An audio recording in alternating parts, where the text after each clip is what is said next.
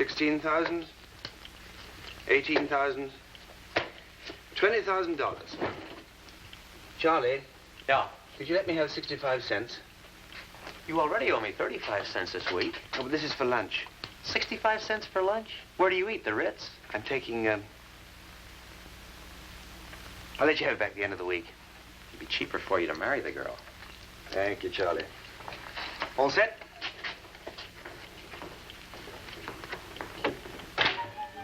Good morning. Good morning. Morning.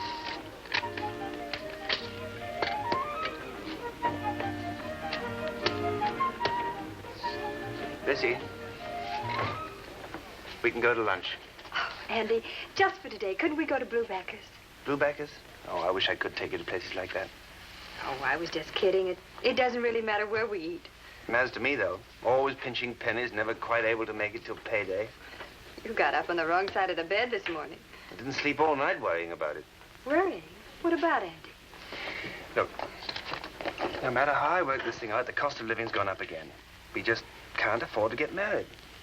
You see, any decent sort of a house is going to cost us $20 a month, and then going to be another $15 a month. 15? Well, milk's up to 5 cents a quart now, and coffee, 17 cents. But, Andy, you're making $60 a month now. Well, how far is that going to go? You got to buy furniture. It's going to take the major part of my savings, and then there's my insurance and clothing and miscellaneous expenses such as streetcar fares, tobacco, doctor's bills. Doctor bills? Well, we're both young and healthy. I don't see any reason why. What about the babies? Oh, Andy, be quiet. $25. That what it cost Charlie for his last one? Oh, Andy, $25 for a baby. Even babies are going up now. No. No matter how I figure this thing out, $720 a year is not enough to get married on. Morning, Mr. Hopkins. 100, 110, 120. Bessie. $120. My salary for 2 whole months. Bring me the file on the CH merger, will you, please? It's now or never. Where are you going? Mr. Dunwood's office. Oh, Andy, you can't. The board of directors are meeting in there today. My best chance. They all have to pass on it. You mean you're going to ask for a raise? We want to get married, don't we? But, Andy...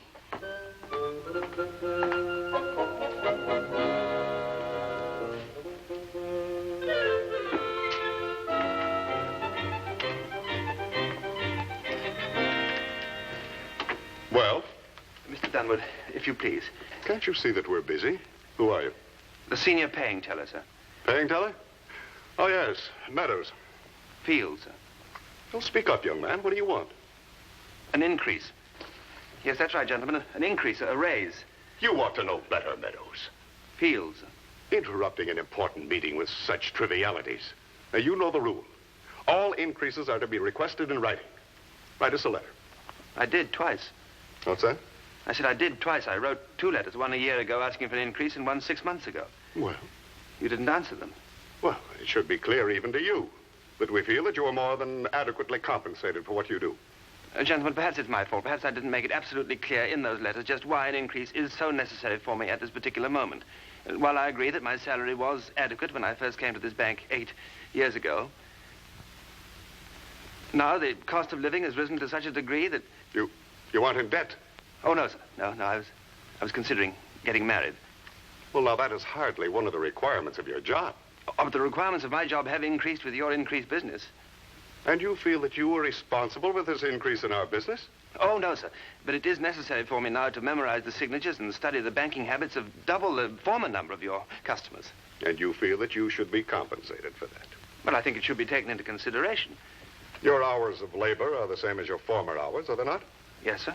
What you can perform during these hours is all that was contracted for at the beginning of your employment. Ah, Mr. Dunwood, the point is... The point is that all salaries are subject to decrease as well as increase. Decrease? However, this doesn't seem to be indicated as yet in your case. That'll be all, Meadows. And now, gentlemen, concerning this Heppleweight merger, I feel that if we... Well? The name is Fields. But, oh.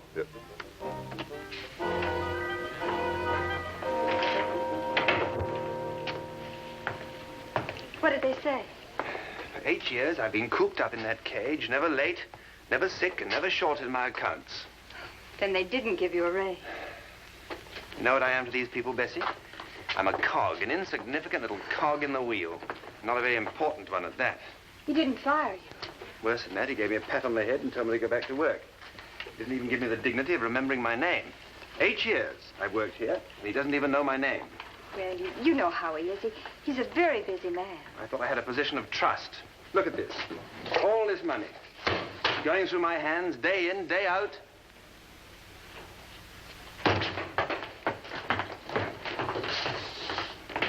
Mr. Dunwood, do you realize that enormous sums of money pass through my hands every day? Do you realize that the slightest slip in my care or my integrity or my memory would cause you irreparable loss? Is there no marketable value on a man's honesty? I'm paid for what I do, it's true. But am I rewarded for what I could but do not do? Will you excuse me, gentlemen? It seems to me that you overestimate your value to this organization. Now, your job requires very little intellectual endeavor, and as to the merits of your honesty. I know it is a popular notion that honesty among men is rare, but that is a mistaken one. Honesty in its purest form, as honesty is usually understood, is a common commodity. We have never lost a dollar by the immorality of any of our employees, and we hasten to assure you that we have the greatest faith and confidence in you. Well, thank you very much, sir. And we wish to compliment you on the perfection with which you always fulfill your duty. Very good of you, Mr. Dunwood. Thank you. Very diplomatic, Dunwood. Clerk, turn them out, I say. Give them a chance to rotate. Never ride them on a tight rein, gentlemen. Shall we proceed? I have been belittled to the uttermost point. There's not a foothold left for my dignity. Don't take it so seriously. They even take my honesty for granted. They don't consider that I might have a normal temptation. Well, of course you haven't. I've got to get rid of these papers. Now stop worrying about it. We'll make out somehow.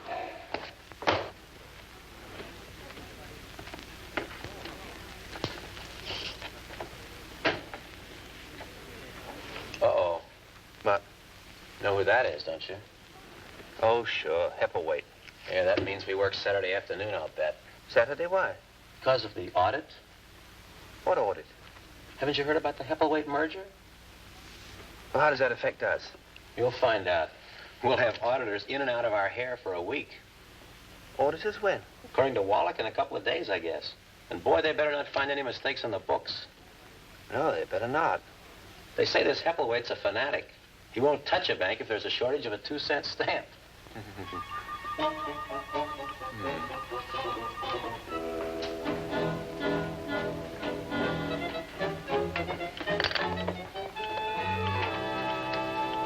That's it?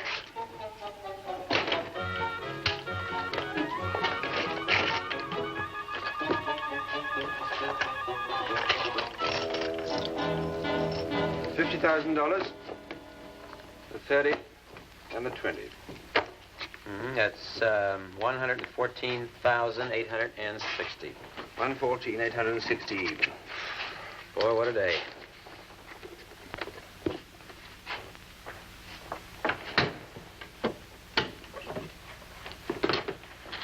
Night, Andy. Good night, Charlie.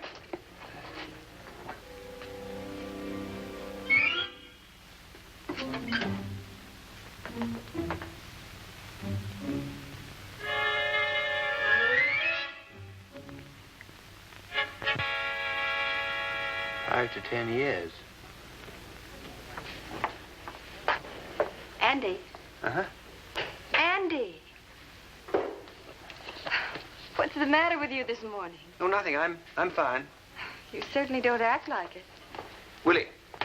Yes? Is that Mr. Dunwood's mail? Yes, Make sure he gets this. sure thing. Gentlemen, do you realize that if Heppleweight brings in his own auditors, it's as though he questioned our integrity? Come in. Oh, it's nonsense. That's just good business.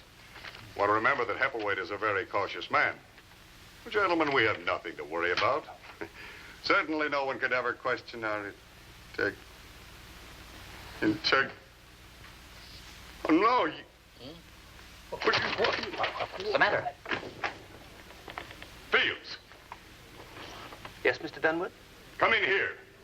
Yes, Mr. Dunwood.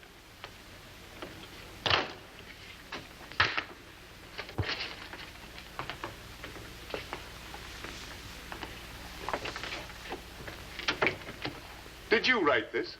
Yes, sir. Well, what's the meaning of it? It's perfectly clear. But it says here that your accounts are $114,800 short. No, sir. 114,860. No. Oh, no. That's impossible. It's easy to check. Smith! Get Field's accounts. Bring his books in here. And check the cash on hand at the tellers.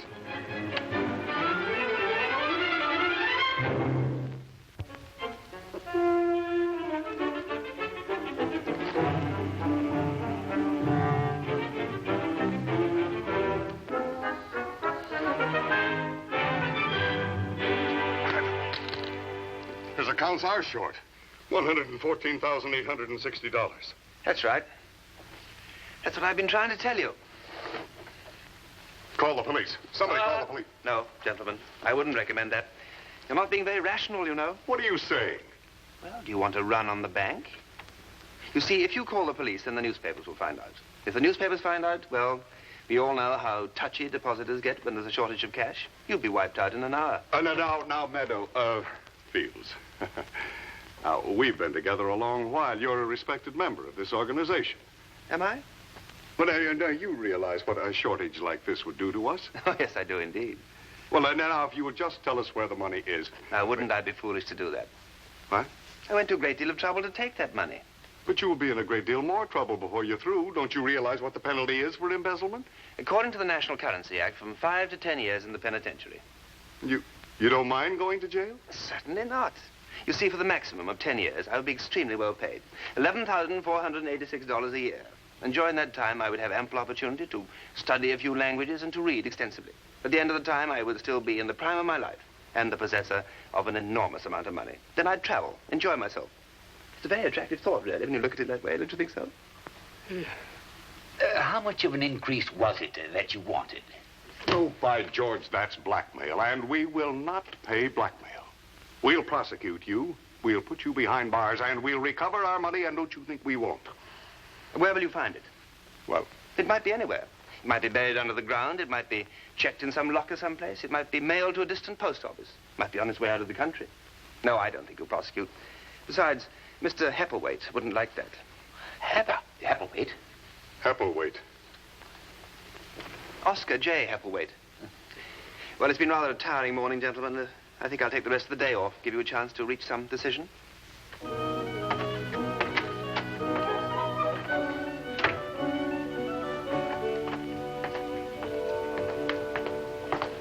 And what's going on? Don't worry, Bessie. Everything's going to be all right. I may not be able to see you tonight, but don't worry. Just trust me. What are we going to do? You know how Heppelwaite feels about the slightest tinge of scandal. He won't touch us with a 10-foot pole now. Can we raise the money? Can we cover the shortage? With the audit just 2 days off? What if he skips? Wait a minute, I have an idea.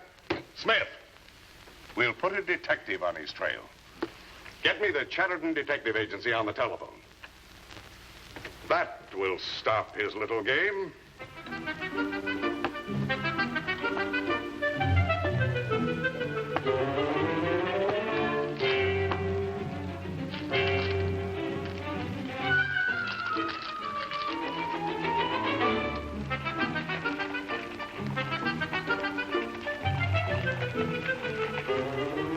Yes, I'll take this one. And that one. And the blue one. Oh, wrap them all up.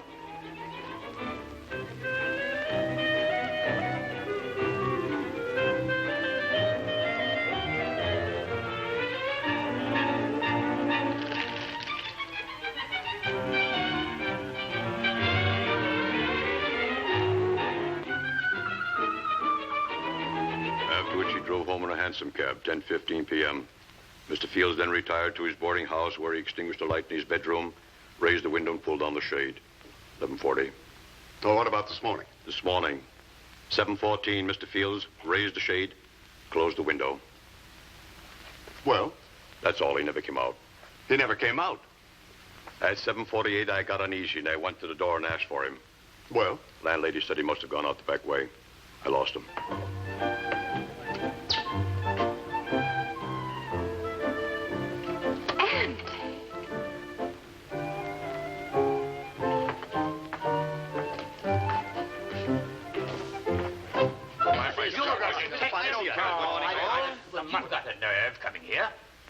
Well, then, I'm afraid we got separated. That's too bad. Now, shall we get down to business? Can I speak freely? Go. Yes, sir.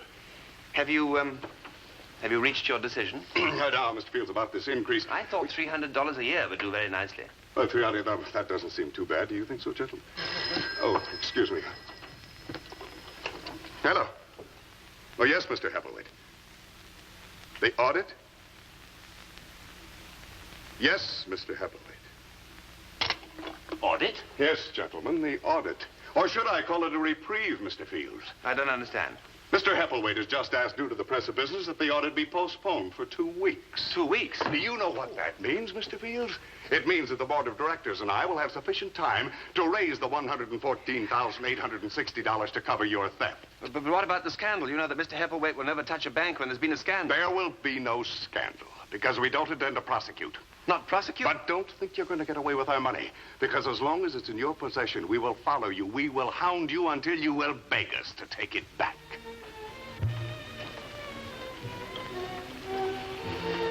We shouldn't be eating in such an expensive place.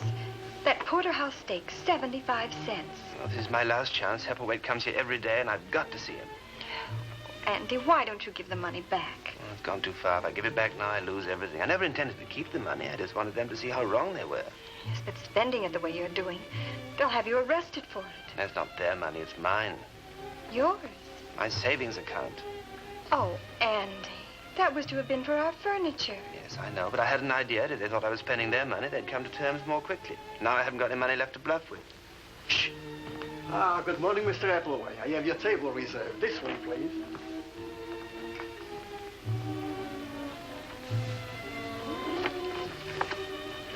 My special salad. Yes, Mr. Appleway.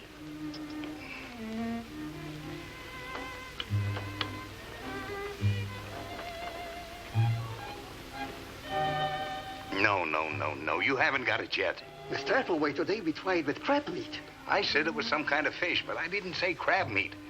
Why can't you people find the recipe for a simple salad? If you could only remember where you ate the salad, and what was in it, and the name of it.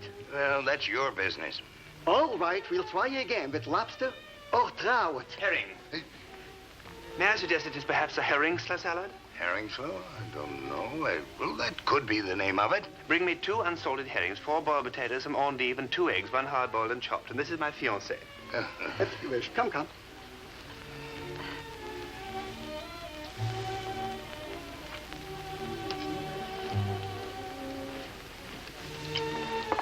Just a little touch of vinegar. You quite sure we haven't met before? It does seem to me that... Oh, of course, it was in the bank. The bank? Yes, I'm associated with the National Commonwealth and Trust. That's all? Now, we just toss it lightly, never with a heavy hand. What do you do at the bank? Lately, I've been working very close to Mr. Dunwood. Oh. As a matter of fact, we're on the point of consummating a $114,000 deal. Give Mr. Heppelwaite some of this.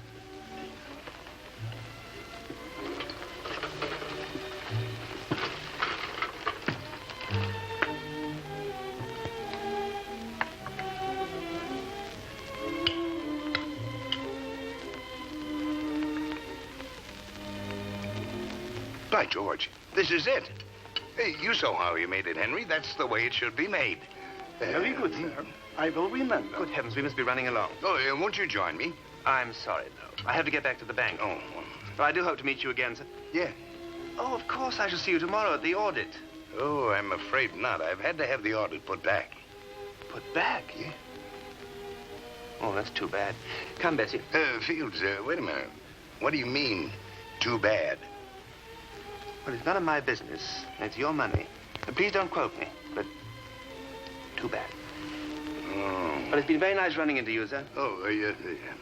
Oh, Fields, much obliged for the salad. Andy, how did you know how to make that salad? My father was a chef.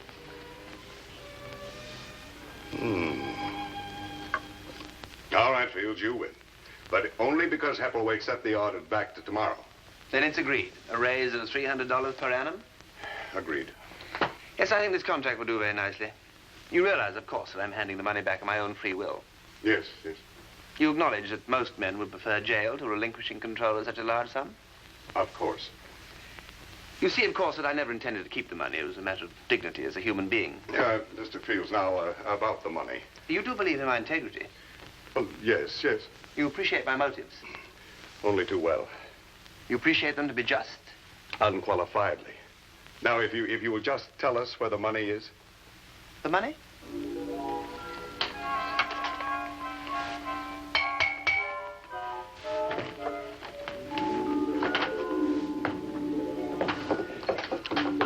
You'll find it all here, gentlemen.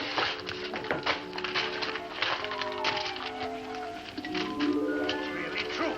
Maybe. That's been up there all this time.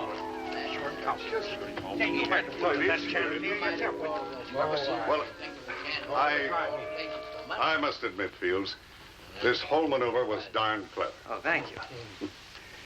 Oh, it would be a shame to waste such talent on a paying teller. It would? Absolutely.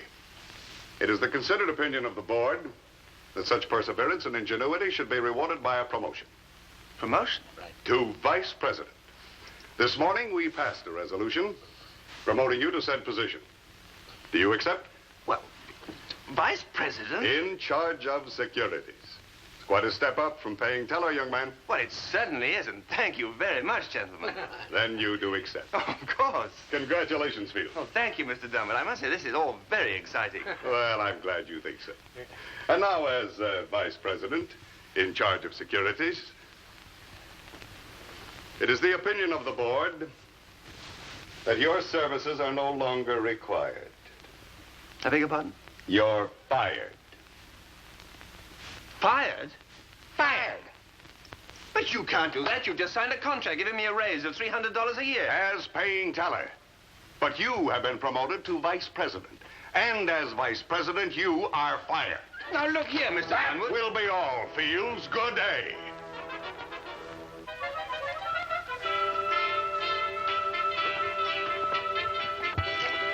Ah, Fields, they told me I'd find you here. Hello, Dunwood. See, I just stopped by to ask you to write down that recipe for me. I want to put my cook onto it right away. Were you know Fields? Know him? Well, we had lunch together. Very brilliant young man you have here. Makes me feel good to come into an organization with young blood. Oh, well, I've been... By the way, why don't you and your fiancée come over to my house for dinner tomorrow night? Lovely girl. Oh, Mr. Hepworth, I'm afraid we can't. Huh? I have to go to Chicago.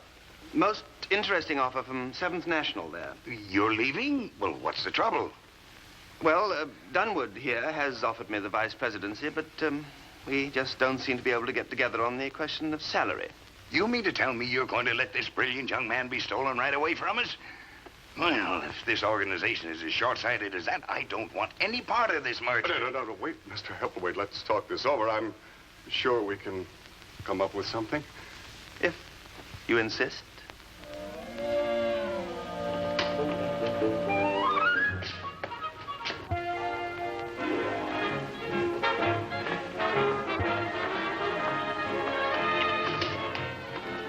After you, Mrs. Fields.